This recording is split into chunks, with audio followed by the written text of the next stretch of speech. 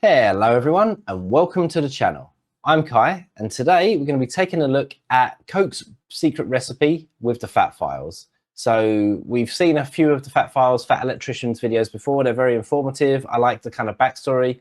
I guess it really sort of explains a little bit about the American dream and how weird and wacky ideas can just pull through no matter what, or somehow. It's kind of ridiculous really, especially with, what was the last one we watched? It was the Bass Pro Pyramid, right? And the crystal skull at the top and voodoo and some Indian guru and all sorts. It's like, what? Like, it doesn't make any sense.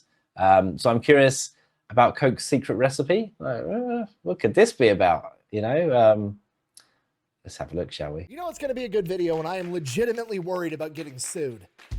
Oh, okay. Today we're talking about the biggest, most successful psyop of all time when a Confederate colonel got wounded on the battlefield, got addicted to morphine, so in order to overcome his morphine addiction, created a new medication made out of wine, caffeine, and cocaine that he would later market as a soft...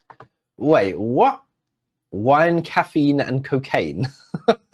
drink that would become the most popular soda of all time. No way. I can feel the cease and desist already, but we're going to get into it. All right, our story begins with John Pemberton, a man that received his medical degree at the age of 19 years old, who would later go on to be a colonel in the Civil War and receive a saber wound at the Battle of Columbus and subsequently get addicted to morphine. Being a doctor, John realized that being addicted to morphine was not ideal, so he needed to find an alternative, and the one thing he found that worked was a cola wine called Vin Mariani. Now, coca wine at this point in time was a pretty popular product. It was exactly what it sounds like. It was wine mixed with coca leaves, and coca leaves is what you derive cocaine from. I know what you're wondering. How much party powder are we putting inside of this wine? Great question. Well, Vin Mariani, for example, was approximately 7.2 milligrams of cocaine per fluid ounce, and a bottle was about 25 ounces for about a total of 180 milligrams of Colombian nose torque.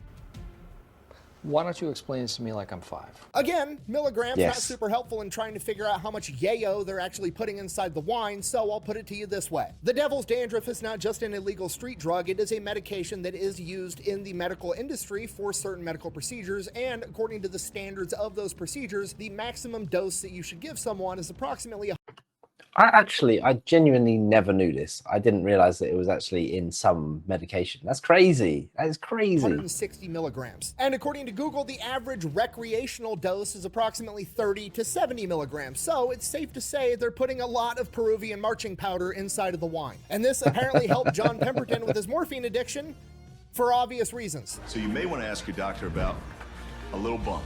So after a while, John is like, you know what? I should make my own version of this. I should make an even better version. You know what this needs? It needs caffeine in it as well. I will not make garbage. We will produce a chemically pure and stable product that performs as advertised. So he essentially makes a knockoff of Vin Mariani's coca wine and then adds cola nuts to get caffeine in there as well. And his recipe has about 40 milligrams of caffeine and about 9 milligrams of nose beer. Coca leaves, coca, cola nuts, cola. This is where we get Coca-Cola from.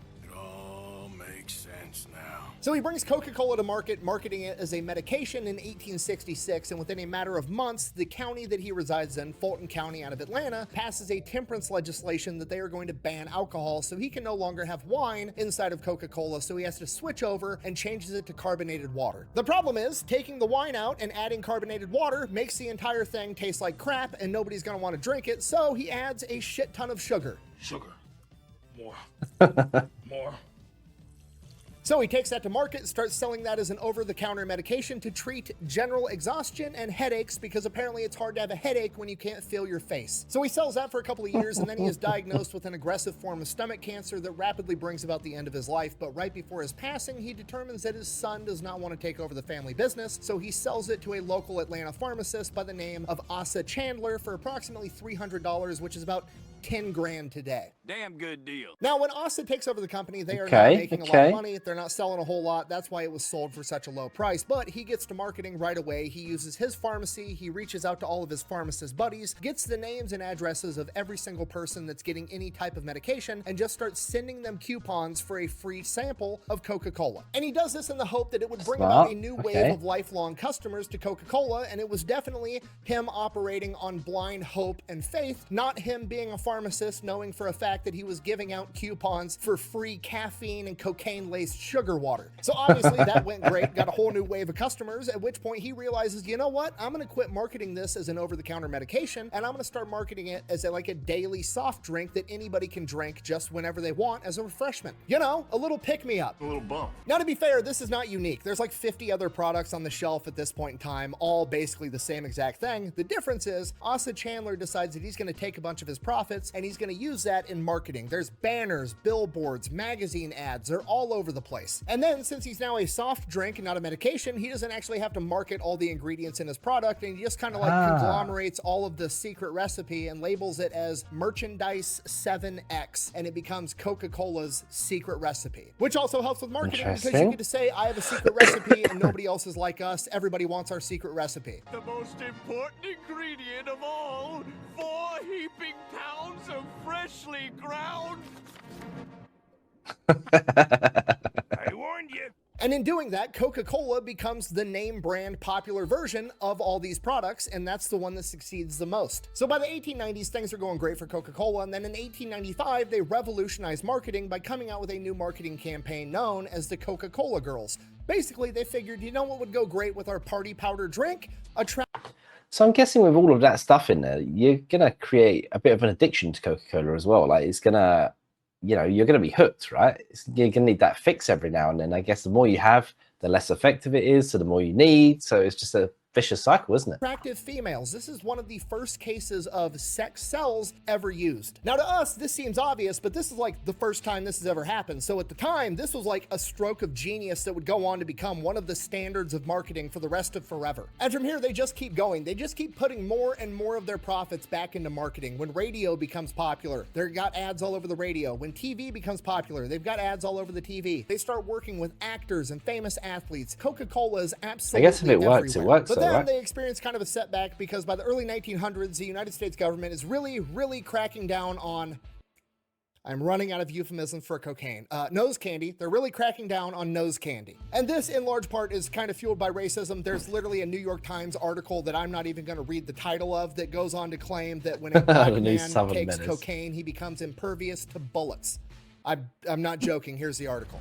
So now Coca-Cola's got to take the booger sugar out of the secret recipe, but guess what? So does everybody else. So Coca-Cola isn't really affected and they remain the dominant actor in the soft drink arena. I am invincible. So by the 1920s, they're crushing it. They've got the entire market on lock and they're like, who do we target next? Let's target kids. If we get them hooked while they're young, while their brains are still malleable and squishy, we'll have lifelong customers. So by the 1920s, they start associating themselves with Santa Claus. Now, fast forward like 20 years, all the kids that grew up on That's how and why then. So that's where the whole trucks come from and the Christmas vibe of Coca-Cola comes from. It's all just marketing. I see now. I see. Coca-Cola and Santa Claus are now getting involved in World War II and have to get shipped off to war. And at this point in time, Coca-Cola is all over the planet, including Germany. Coca-Cola is literally Adolf Hitler's favorite drink at this point in time. But after Pearl Harbor and Germany declares war on the United States of America, obviously America is no longer going to be doing trade with Nazi Germany, so Germany can no longer get Coca-Cola. I don't know what you're thinking. If there's already Coca-Cola plants in Germany, why can't Germany just seize the Coca-Cola plants and continue making their own version of Coca-Cola? Well, because the way this works is the raw condensed syrup that makes up Coca-Cola when added with carbonated water is all made in the United States, and then it is shipped all over the world to bottling plants where they mix it with the carbonated water and bottle it. So they actually don't know how to make the concentrated syrup because it's a secret recipe. So once they cut off the supply of concentrated syrup, they can no longer make Coca-Cola. So these bottling plants in Germany need to come up with their own version of Coca-Cola, and they don't know what they're doing. So they just start using a bunch of food waste, like extra fiber and stuff left over from fruit, and they end up making a fruitier version of Coca-Cola that ends up being called Fanta, and this is where Fanta comes from. No now, back on way. the American front, they're starting to ration things, and one of the biggest No, really? Is that actually real? That basically Germany, so during the war, they lost their connection to the Coca-Cola recipe, so then they made their own and it became Fanta. No, that's not right. Really? Is that actually? No, I can't. Wow. Okay, maybe it is. biggest things that gets rationed is sugar. So Coca-Cola ends up, you know, paying a bunch of politicians and then going over to these rationing boards and are like, hey, Coca-Cola is essential. You can't cut our sugar ration. And thanks to paying off politicians and also everybody loving Coca-Cola at this point in time, the government agrees. So Coca-Cola is allowed to keep putting just as much sugar into their drink as they always have. And most other brands are forced to cut back on the sugar, making Coca-Cola by far and away the best soda around. Sugar! Need sugar! Hey, they're not riding the white horse anymore. And then Coca-Cola has a stroke of genius. I don't know if they intended it to work out this way, but it did. They basically come out and say, hey, we support the American troops. We're going to guarantee that any American service member, no matter where they are in the world, can get themselves a cold Coca-Cola for the same 5 cents. We are literally willing to lose money on every single soda if it means getting these guys a taste of home. Now, Coca-Cola is supporting the troops. The American people love it. The government loves it. And Coca-Cola approaches the government and is like, hey, it's getting awfully expensive getting Coca-Cola all the way around the planet in the Pacific theater and the European theater. How would you guys feel about helping fund us build some more bottling plants out in more remote locations? So the US government and taxpayers essentially fund the building of 65 Coca-Cola bottling plants all over the world. Now, this does several things. A, it galvanizes the support of this entire generation that they now love Coca-Cola because it was the one thing they got to taste when they were away from home for 4 years fighting in World War II. And 2, it exposes the rest of the world to Coca-Cola because now the American troops are drinking it and they're giving it out to all these other civilians and all these other territories that they're occupying, giving it even further reach all over the planet. Okay, if you're not picking up what I'm putting down, I'm trying to tell you that Coca-Cola has just convinced the American taxpayer to fund their global expansion while the United States military turns into the biggest sales force on the planet. So World War II ends, Coca-Cola resumes control of all the bottling plants that were captured by Nazi Germany, and now they have a new popular soda known as Fanta. On top of that, they're more popular than ever. They are galvanized with the greatest generation because Coca-Cola was the official soda of World War II. Time passes. By the 1950s, 1960s, studies are coming out saying like, hey, maybe drinking caffeinated sugar water is bad for you if you're drinking 12 of these things a day. So Coca-Cola wanting to kind of pivot a little bit is like, okay, well, we should get into the healthier drink market. What's something healthy? Fruit juice. What's that super popular brand that was developed in World War II to help soldiers get vitamin C? Minute Maid. They buy out Minute Maid, and now they own that too. And this is where the psyop really begins, because as time passes, it becomes more and more apparent that soda actually is not that healthy for you. And because of that, the rules on how you're allowed to market and what you're allowed to say get more and more strict, particularly in marketing to children. So Coca-Cola's like, fuck it, I'm gonna find a loophole. We're just gonna spend $750 million and we're gonna buy out Columbia Pictures in 1982. And then all the movies that come out of this major production studio are all gonna feature Coca-Cola in subliminal advertisements. Okay, you think it was a coincidence that Ralph Macchio was drinking Minute Maid at breakfast with his mom, and then when he's training in the kitchen with Mr. Miyagi, he's drinking an ice cold Sprite, also a Coca-Cola product? Absolutely not. It's actually documented that Ralph Macchio was mad at how much product placement that Coca-Cola was making him do in that movie, so he tried to conceal the fact that he was drinking a Sprite, and Coca-Cola and the studio made him refilm that scene and show the Sprite for a certain amount of time in that particular scene. That's crazy, but it's kind of like you kind of expect it at the same time. Like if you're kind of sponsoring or, you know, putting money into it, you do want some return, right? And I can understand why Coca-Cola did that as well, just to get their exposure, I guess, the marketing side. You think it was a coincidence that Ghostbusters and Coca-Cola marketed so hard together that if you drank enough Coca-Cola, you could literally win the Ghostbusters mobile? Absolutely not. The entire thing, all of the movies that came out in the 1980s out of Columbia Pictures was one giant psyop to get you to drink Coca-Cola. But then again, what I am seeing, so from all of this video so far, the reason Coca-Cola has done so well is purely marketing. Like, so where the competition would have otherwise invested their money elsewhere, these guys have just pumped it back into marketing every time. Everything they do is just a ploy to basically expand their reach, expand their hold on things, you know. It's very, very clever. Coca-Cola. It was so well known in Hollywood that Clint Eastwood refused to have any Coca-Cola products in any of his movies because he was mad that they cast Ralph Macchio as the Karate Kid and not his son. Idiots. And the marketing doesn't just stop there, right? They are targeting kids all over the place. Officially, according to their policy, they don't market to anybody under the age of 13, which you can make an argument for with movies. However, I don't think you can really make an argument for that when you're putting your branding on a bunch of toys all over the toy section, right? They're on trucks, they're on Barbie dolls, they've got game cell phone apps, they're sponsoring kids' sports teams, they're all over amusement parks, they're absolutely everywhere. This PSYOP is so effective, it literally changed the global perception of polar bears, okay? Polar bears are not friendly, cuddly animals that run around the Arctic chugging Coca-Cola. Polar bears are one of the most dangerous apex predators on the planet and one of the only animals known to actively hunt people. Buh! You're exaggerating, it's not that big of a deal. Buh! No, I'm not, and I can prove it, okay? Because by the 1980s, Coca-Cola and Pepsi were like at the pinnacle of their competition. They had just had their race to the bottom to see who could offer the product the absolute cheapest, and then a lot of people think they engaged in price fixing because they had a meeting behind closed doors, allegedly, and after that meeting, they both decided to take their products back to the normal price and just compete with normal marketing tactics. And what Pepsi did is they had the brilliant idea that they were just going to compete on taste. What they did is they had a bunch of blind taste tests studies, and those studies showed that when you didn't know what the branding was, more people preferred Pepsi than any other flavor. Coca-Cola immediately fired back saying that's not true, that's a lie. They then conducted their own blind taste test studies, and holy shit, that wasn't a lie. People actually do prefer the taste of Pepsi. So Coca-Cola went ahead and developed a new flavor that outcompeted the original Coca-Cola and Pepsi in the blind taste test trials, and then they launched the new Coke. And when Coca-Cola discontinued the original Coke and had their new flavor of Coke come out that was supposed to be better in every single way,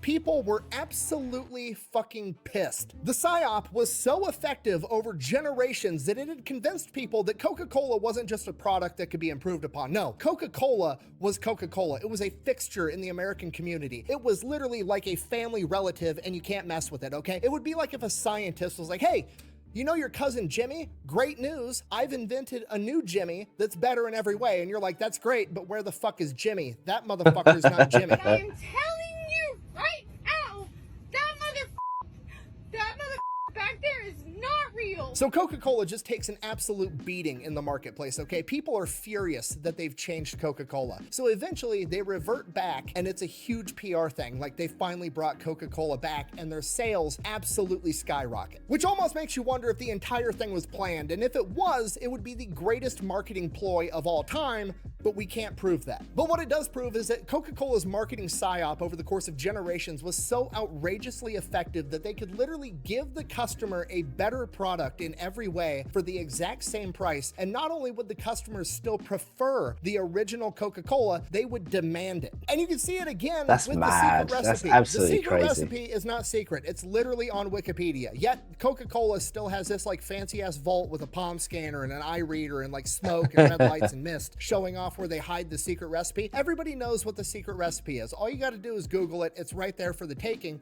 but nobody cares because it's still Coca-Cola. You could literally open up your own soda shop today with the exact same product as Coca-Cola, and guess what? Nobody's gonna drink your shit because you're not Coca-Cola. You're not Cousin Jimmy. You're not a member of the family. You haven't been PSYOPed into existence for the last 4 generations. Also, that's not true. You can't just recreate Coca-Cola because Coca-Cola has an exclusive deal with the Steffen Company, which is the only company allowed by the DEA to import coca leaves and de-cocainify them. So you wouldn't be allowed to get de-cocained coca leaves to put in your drink anyways. But my point still stands. Even if we lived in magical fairy tale land where you could get the coca leaves and you could somehow make the exact same product and somehow magically sell it for the exact same price despite Coca-Cola's overwhelming manufacturing and distribution capabilities, you would still fail outrageously for no reason other than the fact you're not Coca-Cola because they have the greatest PSYOP of all time on their side and they will always win because of it. And we know this because there's been multiple times throughout history, the 50s, the 60s, the 70s, there's always somebody coming forward saying, we found Coke's secret recipe in some old document that we found in an auction house and blah, blah, blah, blah, blah. And every single time Coca-Cola just comes out and says, that's not the secret recipe. Nuh-uh. Yeah, Is it the recipe that makes up Coca-Cola? Yeah, it absolutely is, but it's not the secret recipe, because the secret recipe is not the chemicals and the oils and the coca leaves that Coca-Cola puts inside of their drink. The secret recipe is the marketing itself, the marketing that has gone on for generations and was so outrageously effective that it went from marketing into a psychological operation. That is the secret recipe of Coca-Cola, not the ingredients inside of it. And you want to know who knows this? Pepsi knows this, because there was a disgruntled Coca-Cola employee that got a hold of executives over at Pepsi and offered to sell them Coca-Cola's secret recipe, but Pepsi realizes that it's not what makes up Coca-Cola. It's Coca-Cola's marketing and psyop itself that is the secret recipe. So instead of trying to buy the ingredient list that goes into Coke, they turn that motherfucker over to the FBI.